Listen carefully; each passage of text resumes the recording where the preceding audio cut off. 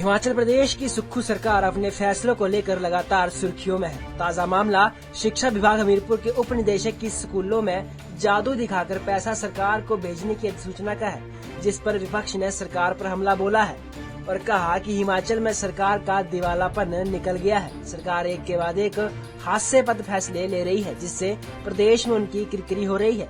विधायक रणधीर शर्मा ने सदन में कहा कि सरकार की आर्थिक स्थिति इतनी खराब है कि अब स्कूलों में जादू दिखाकर कमाई का 30% मुख्यमंत्री राहत कोष या आपदा कोष में देने का आदेश हुआ है, जो सरकार की हालत को दर्शाता है। कांग्रेस ने चुनाव के दौरान जो गारंटियां दी थी वह अब उन्हें पूरा नहीं कर पा रहे हैं, जो उन्हें आज गले पड़ गई है। कभी मंदिरों में पैसा, कभी टॉयलेट पर टैक्स, तो कभी और टैक्स लगाया जा रहा है।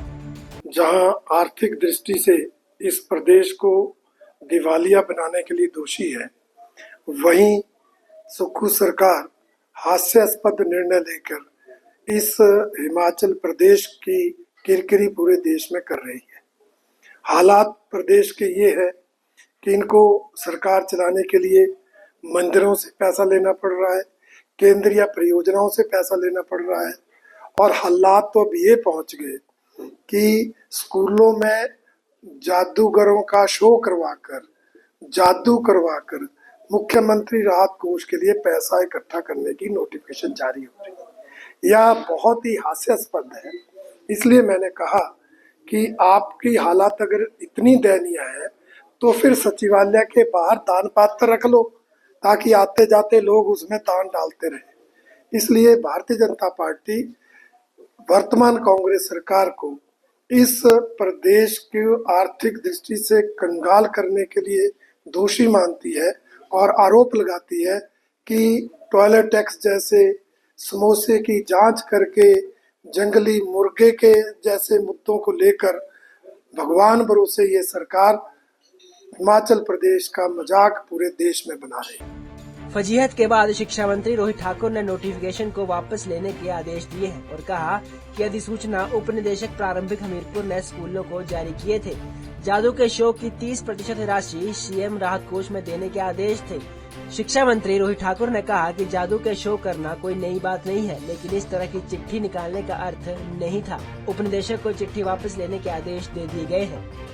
ये चिट्ठी deputy director elementary education Hamirpur के द्वारा जारी हुई थी। चलो, जादू की शो स्कूल्स में हो, उसमें कोई आपत्तिजनक बात नहीं, लेकिन साथ ही साथ डिप्टी डायरेक्टर को इस तरह की चिट्ठी निकालना कोई इसका अर्थ नहीं था। तो इसके बारे में हमने सुबह ही प्रातःकाल जैसे सोशल मीडिया के माध्यम से बात पता लगी, हमने कहा डिपार्टमेंट के माध्यम से, डायरेक्टर एलिमेंट्री एजुकेशन के माध्यम से, कि इमीडिएटली इस लेटर को विड्रॉ किया जाए, और साथ ही साथ जो एक इरिस्पॉन्सिबल बिहेवियर रहा है डिप्टी डायरेक्टर एलिमेंट्री एजुकेशन का इस तरह की चिट्ठी जारी करने का, उसकी भी हमने एक्सप्लेनेशन कॉल की है। सर, ट्रांसफर्स को लेकर कुछ ऑर्डर्स हुए हैं, कब से ट्रांसफर शुरू होगी?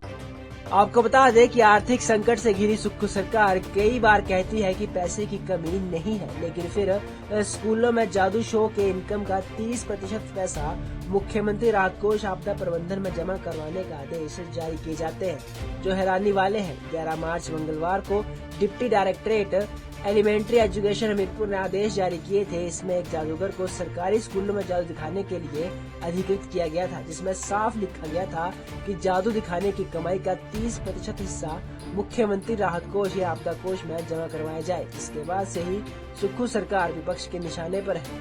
पंजाब किसी टीवी के लिए शिमला से अली की रिपोर्ट।